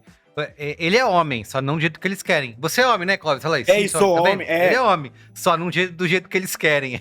E aí, nessa cena, tem uma coisa de olhar, e eu queria muito que o olhar dele com o do menino da sociologia. Eu tô falando pra mim que ele é da sociologia, porque ele é vestido de bala desejo, né? Eu queria muito que eles se cruzassem ali, que se tivessem se cruzado, eu teria entendido tudo. E eu ia dormir muito mais feliz, assim. Então, fica isso. Vamos não matar pessoas negras e vamos escrever histórias bacanas para pessoas LGBT, assim, quanto possível. Ai, eu me incomodei com isso do negro que morre. Eu fiquei pensando, é brincadeira! É brincadeira que gente. O cara preto. O outro tem um branco aí que é tão cretino quanto. Eu sei que os dois são cretinos, mas mata o branco, gente, pelo amor de Deus. E aí é muito doido, porque no filme que ele tá ali, com o seu Alexandre, que é negro, e também você tem a personagem da Alice, que é negra, que tem uma cena super forte. Que pariu, Alice, mata o cara negro, porque ele é um diretor branco. Era um filme só dela. Não é que não pode matar negro, é que a gente já vê tanto negro morrendo que a gente pensa primeiro assim, não mata o negro, cara. Tá reforçando. E o meu medo do seu Alexandre morrer? Eu achei que o cara ia matar ele. Falei, Nem puta, nem ele vejo. não vai Não fazer vejo o isso. seu Alexandre pra matar ele, assim. Ele é muito apaixonado pela figura que ele homenageou no filme pra deixar ele morrer, assim. Nossa, É eu fiquei visível morrendo de quando ele medo. fala dele, o amor que É ele apego tem. já, né? Não, quando ele fala, meu avô que me criou como se fosse meu pai, chorou, ficou junto, É isso. deu certo. Nem tudo é desgraça, né? Eu acho E o que ator. cara, que eu acho que até o ator que ele escolheu pra fazer o seu Alexandre demonstra o carinho que ele tem pelo personagem. Porque, Muito pelo bom. amor de Deus, ele é tão maravilhoso. Tão Muito. maravilhoso. Ele tem feito muita coisa no cinema nacional e cada personagem um melhor do que o outro. Então eu acho que foi uma escolha de muito carinho pra homenagear um homem que fez ele se apaixonar um pouco mais por cinema, provavelmente, assim, sabe? E fica a pergunta: enquanto você estava casado com a minha filha, fez Você raparigagem? Tu raparigasse? Raparigou ou não raparigou? Mano, muito bom, muito Fica bom. pra história Muito essa bom. pergunta aí. E o ator que faz o Bob, se puder, pode me ligar, viu? Vamos pra Uai, é o notinha. coisa, é o Gabriel Senna. Leone. É. Então, manda um Leone me ligar. Vamos, notas. Carissa, começa você aí, por favor. Gente, sou emocionada. É engraçado, porque muita gente ama O Som ao Redor e é um filme que eu não amo tanto, do Kleber. E aí, sei lá, eu amo o Retratos Fantasmas, eu amo esse filme, e o pessoal fica, ela é muito fã do Kleber, e aí por isso que ela... E nem é, assim, sou muito fã do Kleber, mas nem é. Tem filmes que eu nunca daria 5 estrelas. Mas esse... Vai Meu ser. Deus, Recife, tão linda, obrigada. Gente, que direção de arte maravilhosa, Thales Não, Junqueira e que- equipe, pelo amor de Deus. E, enfim, ainda tem uma outra coisa, que, pra mim, pra dar essas 5 estrelas, assim, é que eu gosto do filme, independente do fato dele ser um filme tão significativo para a cidade, para o cinema da cidade, por eu conhecer tantas pessoas que foram empregadas no filme. Eu tava com muito medo quando eu assisti, e foi, tipo, porque eu queria gostar do filme, e eu pensava, se eu não gostar desse filme, eu vou ficar muito arrasada. E eu gostei mais do que eu imaginava que eu ia gostar, e a revisão faz o filme crescer. Então, enfim, 5 estrelas, muito bom, mesmo que você não goste, acabe não gostando do filme, vá ao cinema apoiar. Vai ver qual é. E apoiar o cinema nacional, porque a gente precisa muito. Muito bem. Você, Iago Vinícius? Cara, eu vou dar eu ia dar um 3,5, mas eu vou dar um 4. Realmente o final, assim, ele dá uma incomodada boa. Mas vou dar 4 porque eu já tive exatamente esse trabalho da menina de ficar vendo fita e decupando. Então, eu vou pegar ela. E eu chamo ela de Isabela Reis, porque pra mim é a Isa Reis do Angu de Grilo. Inclusive, esse trabalho aí de decupar a entrevista no B9 já fizemos. Bastante, não, mas é que eu já sentei em acervo, fiquei vendo fitas e fitas. Nossa. É bem interessante. Mas Essa é história isso. é boa, hein? Conta aí um dia desse. 4. 4. Muito bem. Boa. Você, Bia Fiorotto? É 5, não tem jeito. Não tem jeito. Como a Carissa falou, fui querendo gostar. Gostei 3 vezes mais do que eu achei que eu gostaria. Fiquei muito impressionada. O Kleber Mendonça tem uma sensação... Eu falei isso no Retratos Fantasmas. A impressão que eu tenho é que ele me pega pela mão e ele vai me fazer um passeio, né? No Retratos é ainda um passeio pela casa dele, né? Como é um documentário e tudo mais, fica super íntimo. Mas nessa também. Ele olha pra mim e fala assim, você tá com tempo? Eu falo, tô. Eu falei, ótimo. Então vem aqui que eu vou te levar num lugar. E ele me leva e eu quero ir todas as vezes. 5 estrelas. Muito bem, eu vou de 3,5. Boa. Simplesmente o homem contra... Não, ele é contra a cultura brasileira. Se você é contra a cultura brasileira, você fala agora, entendeu? Mas não tem problema. A arte pega em cada um de um jeito, como a gente sempre fala. E eu não preciso reagir dessa forma, porque tudo bem, entendeu? Eu acho que eu tô reagindo completamente dentro do tom. Mas... Cara, esses dias eu vi ao vivo a Bia fazer esse mantra sério. Ela falou assim, não, eu sei perder, tudo bem, vamos seguir em frente. 3,5 é uma ótima nota. Cara, deu ótima. 4.375, que é Então, 4,5. 4,5. Que na verdade é 5, pelo ótimo comportamento. Então é isso. Redenção de pena. Porque eles ainda não reviram e o filme cresce na revisão. Pronto. Não- Vai ter um segundo não- cinema. Chega, gente. Agora. É 4,5, não Deixa pode eu ser mais que descer. Bacurau, entende? Não tem Ai, mas como. pode sim, eu acho. Nossa, muito pode melhor pra caralho ser Cara, mais que Bacurau. Eu acho Nossa, Merigo, você abriu um outro programa agora, sério. Tipo, Chega. Vai. Tem que ter- Olha, gente, essa Tem que reação não é comparar. bacana. A comparação é essa. A gente tem que abraçar o colega, tá? Não pode fazer isso que eu fiz, eu gostaria de me retratar. Carlos Merigo é um homem que me apoia, que me aceita. E pra que eu vou fazer isso com ele, né? É isso. O sinal é isso, Merigo. Qualquer coisa que eu tenha dito aqui não foi pessoal. Você sabe que eu gosto muito. O que a gente fala pro cinema, a gente tá falando pro Merigo agora, né? Ele é me conhece, cinéfilo, só não do jeito que eles querem. É isso. Porra, agora você me quebrou. Puta merda. Não, mas peraí, eu não te critiquei, não, em nenhum momento, tá? Ele é cinéfilo. E mas não do me jeito que provoca ele porque eu posso. Ó, se eu quisesse. É isso. Já vim até Muito gravar de bem. blusa branca pra fazer retratação. Então é Chega, isso, ó. vambora. Programa especial, 1h40, tá? De episódio. É isso. Então, e essa o único semana é isso, né, episódio da Bia? semana. O único Voltamos episódio semana da que vem. semana. Voltamos semana que vem. Talvez tenha até uma enquete aí pra rolar, que eu já dei uma Olha aí. olhada. O bicho vai pegar. Se você hiperfocou Valeu, em Fusca, gente. me mande conteúdo de Fusca no Instagram, que eu tô agora nesse hiperfoco. Peraí, antes da gente ir embora, Carissa Vieira, quem quer seguir você faz o quê? Ai, Ah, me quem não segue, procura segue Carissa ainda. Vieira no Instagram, no YouTube, que inclusive tem entrevista com o Kleber no YouTube, no Instagram tem coisa com a Maria Fernanda Cândido, tem coisa com o Kleber. Enfim, tô fazendo várias coisas de... Tem coisa com coisa ali. Vai sair muita coisa. Tem Carissa de longo pelos festivais e estreias do Brasil. Ai, gente, para, chega. Ai, Prestigiem. Pronto, agora que ela ficou sem graça, vambora. não vai lista jamais. Muito Vamos bem. lá. Gente, é só procurar a Carissa Vieira. Que E é isso. Tchau. Beijo, Baixou. gente. Tchau.